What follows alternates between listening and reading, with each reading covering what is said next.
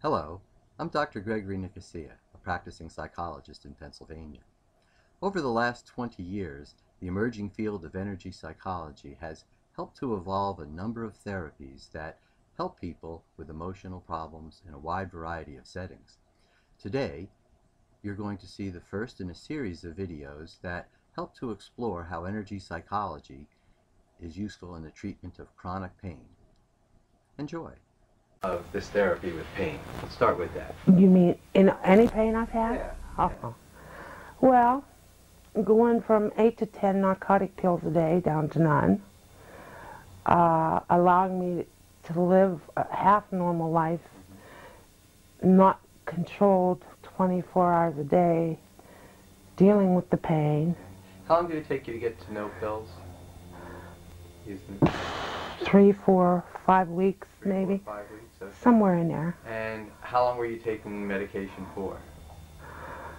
I started in the hospital around the middle of December on morphine, and then when I come home, This was after 5 back surgeries? 5 back surgeries, Okay. yes. And then, so you were on that for about 7 months? Yeah. And you were able to get off that in about 3 weeks? Yeah, might have even been 2. I don't remember. Okay, that's fine. All right. Yeah. I couldn't stand the pain. It was 24 hours a day. It gave you no peace, no life. You know, it was just consumed every bit of energy I had. And there had to be some other way. The pain pills were not working anymore. So fortunately, my neuropsych knew about the work done here. Sure. So that's how I ended up here. All right. So you got rid of your pain, tapped that away. Right. And did you tap a lot? I tapped till I thought my hands were going to fall off. Yes, I did tap a lot. How many did. times a day did you tap? Oh, maybe 10, 12 times, because it felt so good to be rid of that pain. Just felt wonderful because it had been months of dealing with that. You know, you just don't, you're not a person anymore when you get that pain. You become a monster. Yeah. So yes, I did tap a lot. Oh, I tapped a lot. So you had a lot of pain. You also had a stroke, so you had a lot of problems thinking. Was that pain. That pain just overtook my life.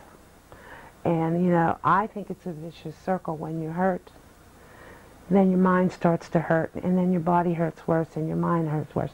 It's terrible the way that goes. And you do think the only way out of this pain is suicide. When I had the back surgery and was in the hospital for 5 weeks, if I could have picked up the chair in my room, I could almost be very truthful and tell you that I would have broke the window and jumped up, because I simply couldn't take it anymore. Right. Couldn't. Okay. So we dealt with the pain and the depression over the summertime.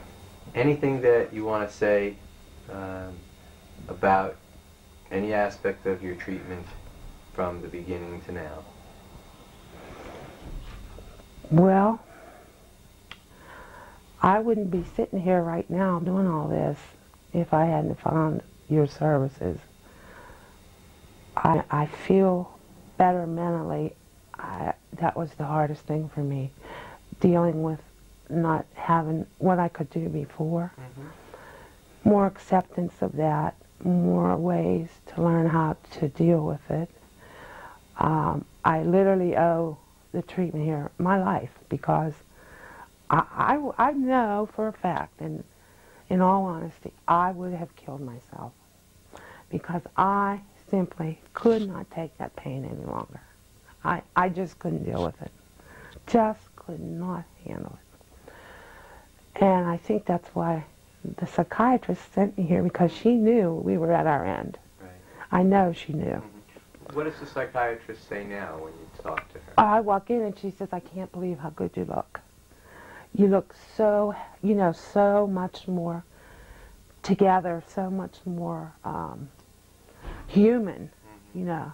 Not that drained, that pain is so draining. Yeah.